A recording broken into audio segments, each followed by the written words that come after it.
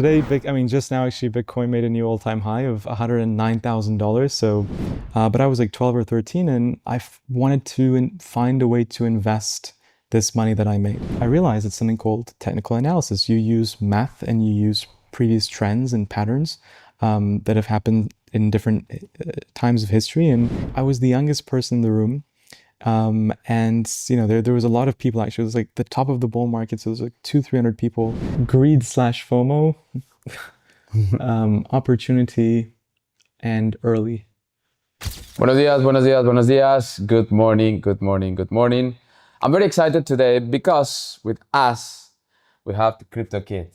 Thank you, man. Thank you for inviting me. Yeah, and well, the reason why I'm so excited is because we usually interact with people who are older than me. Today, we are with someone who is younger, but not only that, it's actually someone who has a lot of knowledge of the Web3 world. And it's talking to this generation about Web3, the importance of investment, and also spreading awareness, right? Like about the industry and how it became part of our lives and it's not anymore something random or apocryph. Welcome, so how are you? I'm good. Today, just now actually, Bitcoin made a new all-time high of $109,000. So I'm very excited because, we were waiting for this for a long time. Of course, the bull market actually began, I think, when the ETFs launched last year in January 10th. And since then, it's been a hectic journey. Trump, the president of the United States of America, publicly endorsing Bitcoin. I think we live in crazy times, and I'm sure we can talk about it more. Yes, but before talking about Yeah. the crazy times that we live in, Yes.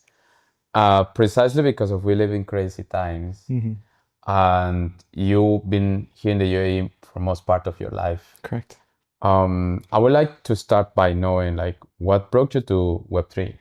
What's the reason why you decided to start this journey, and how did you fall in love with this? So I actually was a musical theater actor and a model when I was a lot younger. So it was between, I think it was 7 to 11 years old. I was doing modeling and musical theater. And as a very young kid, I was always very into just impressions and being on stage and performing to some sort of an audience. And I did that for a while, and I used to live in Sharjah actually. Then I moved to Dubai.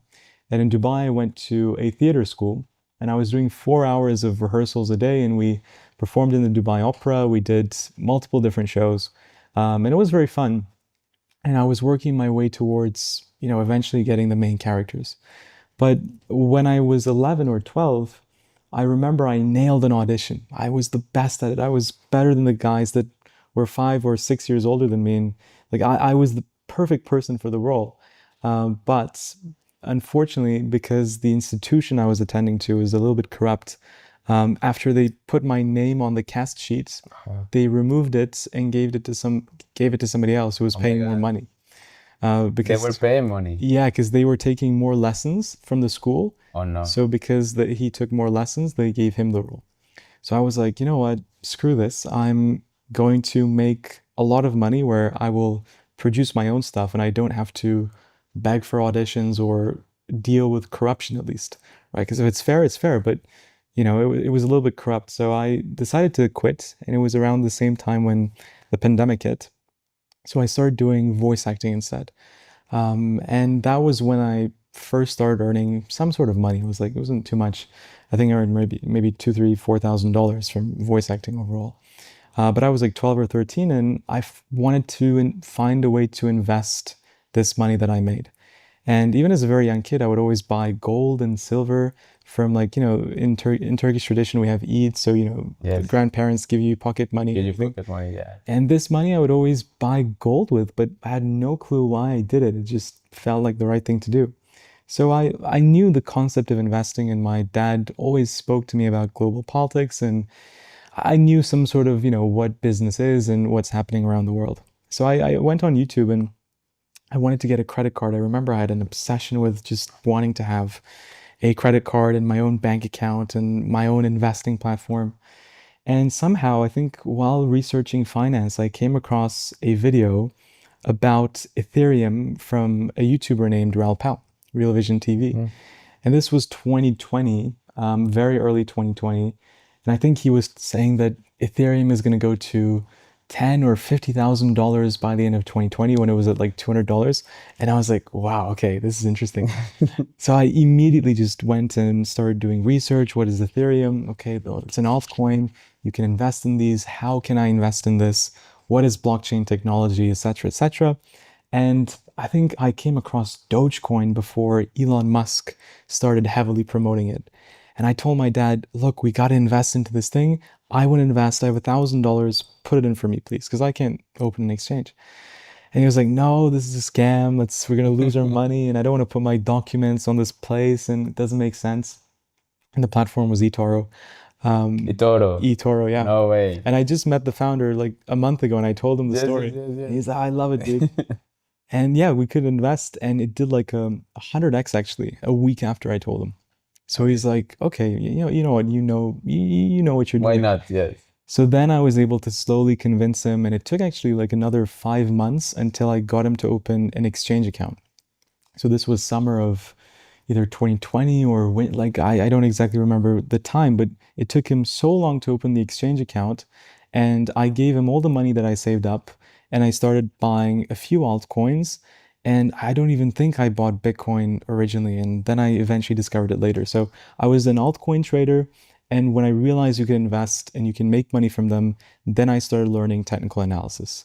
Hmm. I was like, okay, this is the thing that you can use to predict where markets are going. Because obviously, like, how do people know if Bitcoin or a stock is going to go up in value or drop? How can anybody predict this? And I realized it's something called technical analysis. You use math and you use previous trends and patterns that have happened in different times of history, and you extrapolate, and based off of information you have, you put a price prediction. So I started teaching myself this, and I was watching a few YouTubers.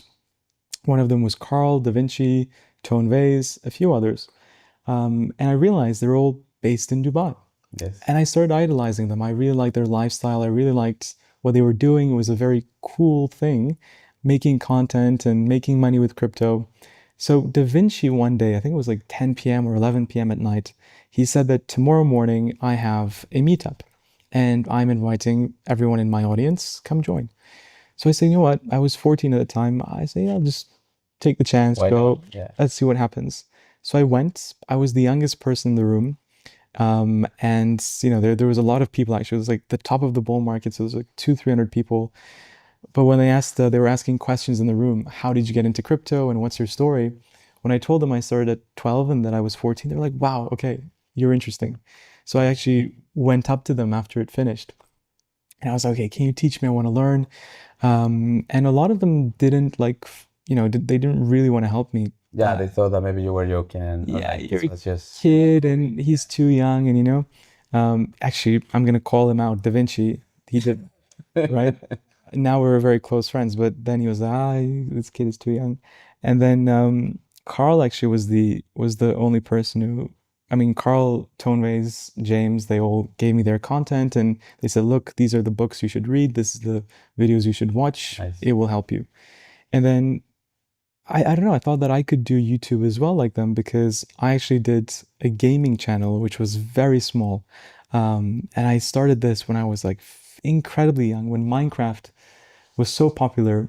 I think it was like the year after my sister was born. So like 2014, I was screen recording my iPad mini and I was doing like Minecraft Hmm. videos with my iPad. Yeah. So I liked YouTube. I liked the concept. I always, every kid in my generation at some point, they dreamt of being a YouTuber. And I was like, you know what? I'll give it a go. I like being on screen. I like theater. Why not? So I started doing it with Carl because, I mean, doing it alone, it's incredibly tough. There's so many things you have to learn. Yeah. So Carl was able to coach me in the very right direction. And I've been doing it now for the past 3.5 years. And when I look at my content at the start, it was terrible. And then you see it Yeah. evolve and evolve. And now it's the bull market. And hopefully it's starting to pay off and hopefully it continues to pay off. That's fantastic. And I have now a question in regards Yes, to that because before going like very, very, very deep in crypto, um, you currently are Cryptokid. correct. Yeah. what happens Oh, everybody asks this. upset? Because I know that you know that it was coming, Yeah, yeah. but as well, I know that you're not planning ahead more than like 1 or 2 days, Yeah, exactly. right? Yeah. But I mean, it's going to come. That moment is coming. It's going to happen, and I know it's going to happen. I think I'm not too stressed about it to rebrand because now everybody knows me as Cryptokid, but I think you can always be considered a kid to someone, right? Right, To a 70-year-old, you know, person, a 30-year-old's a kid, right? right, Oh, look at this inexperienced right. child, You you could know? be crypto kiddish. Yeah, like full beard kids and, married and I don't Yeah, know. yeah, yeah. But right now I like it and I am still a kid, so it works. But yeah, maybe in the next bull market I'll maybe change it to my real name or yeah, I'll find something. Okay, perfect. What do you think that currently Hmm. it's the reason why we are experiencing this bull market? Well, I mean, you always have a reason behind it, right? So, like, if you go to 2021, it was NFTs and Elon and celebrities, but now it's Trump, ETFs, institutional adoption. But honestly, it's just Bitcoin cycles. There's an economic model behind Bitcoin, which is the halving that Yeah. you see every 4 years. It's when the rewards that you generate from mining Bitcoin get cut in half. Hmm. That's the supply and demand um, economics behind Bitcoin. And also on top of this, like Satoshi created Bitcoin on election year for a reason. If you go to other assets, other industries, there's always some sort of cyclical pattern of a boom and bust cycle because the world employs Keynesian economics, and Keynesian economics depends on the government printing money. Yeah. Then, for economic relief, and then everything goes up. Then you have inflation, worries of a recession, market starts going down, interest rates go up, and then it's a boom and bust cycle. It continues to repeat. And apart from that, then there's electoral cycles, there's crop cycles. So there's so many different things. And I think Bitcoin has its own. And all these different narratives of Trump and institutional adoption, I think it's just like an added narrative to why it's pumping. But in reality, it's just what it's supposed to do. Right. But then let's say that, for example, in what we're experiencing for the audience who actually are not in crypto, Hmm. right? We all know that in crypto, besides Bitcoin, you also have other assets, Correct. right? That you normally trade, Mm. and you also have other segments in the industry that are important, right? Like crypto is supported on a technology called blockchain, Web3, blockchain, and then like this technology supports a whole ecosystem of different solutions, Hmm. right? That are, let's say, um, that are each of them like a group in different communities, Mm. correct? Um, what do you think that besides Bitcoin Yeah. drives the narrative currently in the ecosystem? Besides Bitcoin, I mean, I think it's clearly meme coins, right? So in 2021, in the previous cycle, you had NFTs, and I think meme coins is just that same NFT hype. We're Mhm. seeing it with meme coins. And the craziest thing happened just 2 days ago, and it was the president of the United States of America launching his own meme coin. And just this morning, we got the meme coin of the First Lady, Melania Trump. So that's as crazy as it gets. And now there's a whole kind of talk of, is every celebrity or is everyone going to be doing this? Because, what is real value of influence? It is community. And if you can Yeah, attach a token to that, then obviously it shouldn't be a rug pull or a scam, which I think that's Trump's another. is Yeah, kind of borderline with him owning 80% of it. But I think there is real use case and real value that you can produce from it. And if you do it correct, then I think that will flourish. But just like NFTs, right? NFTs was super promising, yeah, but nothing happened. Doesn't mean the technology was bad, but I just think that some innovations are too early for their time. And I think meme coins are a bit more driven for just making as much money as possible. And that's why I don't see sustainability in the right. long term. Do you think that besides US dollar, the biggest meme coin is is is Trump meme coin? Well, I mean, yeah, we're just below Dogecoin. Right. But if you look at which meme is more powerful, I don't think anybody cares about Dogecoin anymore. Like Correct. it was just the proxy of Elon Musk, but Trump is a much more influential and a much more memeable individual. So And we're going to have 4 years of him anyway. I think in this cycle, Trump should overtake Dogecoin in market Definitely. cap. Yeah. Now, what are trends? What are those things that people should pay attention to? What are those assets that people should invest in? According to your perspective, I know it's not financial advice, but according to your perspective, what are you investing in and why? I mean, right now it's still fully Bitcoin and crypto because the bull market isn't over yet. I think we still at least have another 6 to 9 months of the cycle. Usually you see Bitcoin top in 17 months after the halving, which would come to October of 2025. So I think until then, I'm going to be fully invested in Bitcoin and crypto, but there will be a time where I sell and I'm going to sell into real estate. And I mean, I'm not too sure, honestly. I haven't thought that far ahead in the future, but I think real estate is important. Keeping some Bitcoin is important, not selling everything, just in case it is a super cycle and we go on for longer than Mhm. originally anticipated. Like, I don't know, like if countries really apart from the US start buying Bitcoin, Yeah. and it does become a legal tender, apart from El Salvador, I Yeah. don't know, maybe it goes to $1 million. So it's always risky to not own Bitcoin, but taking profit is important. And I learned that the hard way from 2021. We're talking about it actually because, as entrepreneurs, we were sharing some stories Yeah. about like what's like to become an entrepreneur in both of our Yeah. cultures, right? And what's like to kind of do your own thing. Hmm. In your case, it's like for your family, for you, for your community.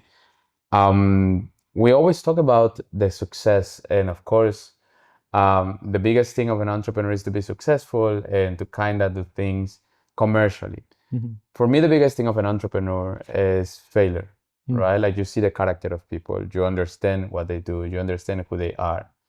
Um, when people are not motivated and yet they continue, they stay disciplined, they stay consistent, then that really has value, right? Yes, Because correct. like this is a person who's thinking forward and who's thinking in long term. Hmm. As an entrepreneur or as someone who is like in this business or in this industry since a very young, like from a very young age, what's your biggest failure? Biggest failure. Hmm. I think it's not like what you usually hear, but it's just being very anxious and overthinking a lot of things. Like it's just how my brain works. I have a bit of ADHD. There's different types of ADHD, but for me, the biggest thing that always dragged me down or caused me to lose money or miss out on things was just overthinking. And it's like a double-edged sword, like I think it's the reason why I'm successful, quote unquote, because it allows you to I have a very analytical brain, which if I focus it on the right thing, I can analyze it well and execute something. And that's why trading and technical analysis and YouTube works perfectly for me because when I go deep into it, I can use that skill in the correct way. But if you're not focusing on work and you take a little bit of a time away from it, then you start analyzing yourself and you start analyzing life, and you can go into a very dark spot. So I think that is the biggest mistake I've done because it's made me very unhappy at times. But thankfully, I've not experienced any major failure. I mean, you lose money, you make money. I don't count that as failure.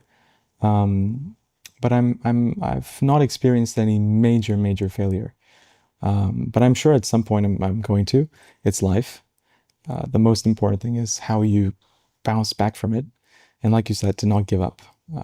So yeah. We all talk about our dreams and about the other things, right? Mhm. Like I guess that everybody knows what we are and like for content about what we do and things that are specialized, they have a lot of places where they can Mhm. search and find information. Mhm. But what about the person? What about FN? Right? Mhm. Like what motivates you? What makes you happy? Who are you like outside the Cryptokid character? Well, I'm actually a very introverted person. I like being in my shell. And it's dangerous because if you do that, then you don't want to socialize at all and you just get stuck inside. But outside, I mean, I'm just, I like to spend time with people that I know. I have a close circle of friends, and it's tough for me to, just mingle with other people because, I got bullied in school, and in our space, people always want something from you. Right. So it's always tough to know who exactly to form a good relationship with. That's why I keep my circle close. But yeah, I'm just a normal guy. I mean, I think it's sad that people portray, Dubai lifestyle and being an entrepreneur at a teenager as something to show off. Like that persona I completely hate. But, everybody has struggles. And I think the important thing is to have a mission, feel happy about what you're doing, do good. And my end goal is to just continue doing what I love and at some point have a family. That's very beautiful. You mentioned something very accurate, and is we are in a time where like everything is so transactional, right? Like Yeah. people always want something, Yes. and that's it. There is an agenda, there is a desire, there is a wish, and there are people that like who came like to your life, they use you, and then they just Leave. once you don't add them value, like they just leave, and that's it. Yeah.